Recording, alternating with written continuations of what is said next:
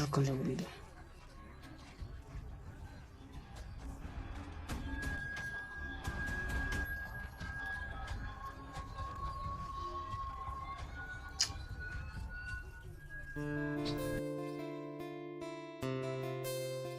ನನಗಾಗಬೇಕಾಗಿರೋದೇ ಇದು.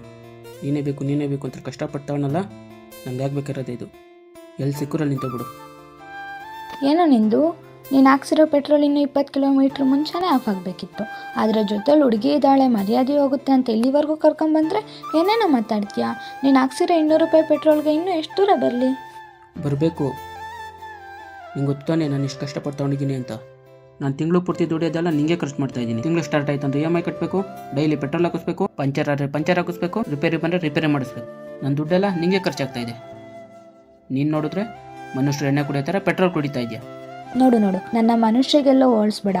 ಮನುಷ್ಯರು ಎಣ್ಣೆ ಕುಡಿದ್ರೆ ಅವ್ರು ಎಲ್ಲಿಗೆ ಹೋಗ್ತಾರೋ ಅವ್ರಿಗೆ ಗೊತ್ತಿರಲ್ಲ. ಅದೇ ನಾನು ಎಷ್ಟು ಪೆಟ್ರೋಲ್ ಕುಡಿದ್ರೂ ನಿನ್ನ ಸೇಫಾಗಿ ಕರ್ಕೊಂಡೋಗಿ ಮನೆಗೆ ಬಿಡ್ತೀನಿ. ಬಿಡ್ತೀಯಾ? ಇಲ್ಲ ಅಂತ ಹೇಳಿದ್ನಾ? ಅದಕ್ಕೆ ಈ ರೇಂಜ್ ಕುಡಿಯೋದ? ಇದಕ್ಕೆಲ್ಲ ನೀನೇ ಕಾರಣ. ನೀನು ಕುಡಿಯೋದು ನೋಡಿ ನೋಡಿ ನಾನು ಕಲ್ತ್ಬಿಟ್ಟೆ. ಅಷ್ಟಕ್ಕೂ ನಿನ್ನ ಗಾಡಿನ EMI ತಗೋ ಅಂತ ಯಾರು ಹೇಳಿದ್ರು? ಪೂರ್ತಿ ಕಾಸು ಕೊಟ್ಟೆ ತಗೊಬೇಕಾಗಿತ್ತು. ಏನೋ ಪೂರ್ತಿ ಕಾಸ? ನನ್ನ ಹತ್ರ ಅಷ್ಟೊಂದು ದುಡ್ಡಿದ್ರೆ ನಿನಗೆ ಯಾಕೆ ಪೆಟ್ರೋಲ್ ಹಾಕೋಸ್ತಂಗೆ ಓಡಾಡ್ತಾ ಇದ್ದೇಳು? ಲೋ, ನನ್ನ ಫ್ಯಾಕ್ಟ್ರಿಯಲ್ಲಿ ಮ್ಯಾನುಫ್ಯಾಕ್ಚರಿಂಗ್ ಮಾಡಿದಾಗ ನಾನು ರೇಂಜಿಗೊಳ್ಳೆ ದುಡ್ಡಿರೋಣ ತಗೊಂತಾರೆ ಅಂದ್ಕೊಂಡಿದ್ದೆ.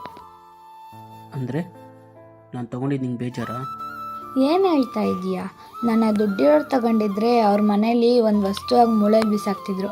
ಆದರೆ ಇವಾಗ ನಿನ್ನ ಲೈಫಲ್ಲಿ ನಾನೊಂದು ಭಾಗ ಆಗಿದ್ದೀನಿ. I love you. I love you too. ಇವಾಗ ಕಾಸಿಲ್ಲ ಏನು ಮಾಡೋದು? ಇನ್ನೇನು ಮಾಡ್ತೀಯಾ? ನಡಿ ತಳ್ಕೊಂಡು. ಸ್ವಲ್ಪ ಸಣ್ಣ ಆದರೂ ಆಯ್ತೀಯ. ನನಗೂ ಇಷ್ಟು ಭಾರ ಹೊರೋದು ಕಮ್ಮಿ ಆಗುತ್ತೆ.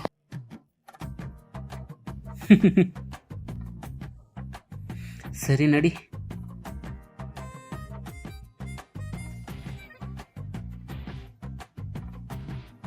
ಹೌದು, ನಿನಗೆ ನಾನು ಇಷ್ಟನಾ ಇಲ್ಲ ನಿನ್ನ ಲವರ್ ಇಷ್ಟನಾ? ಸುಮ್ಮನೆ ಬಂದರೆ ಸರಿ. ಇವಾಗ ನಾನೇನು ಕೇಳಿದೆ ಇವಾಗ?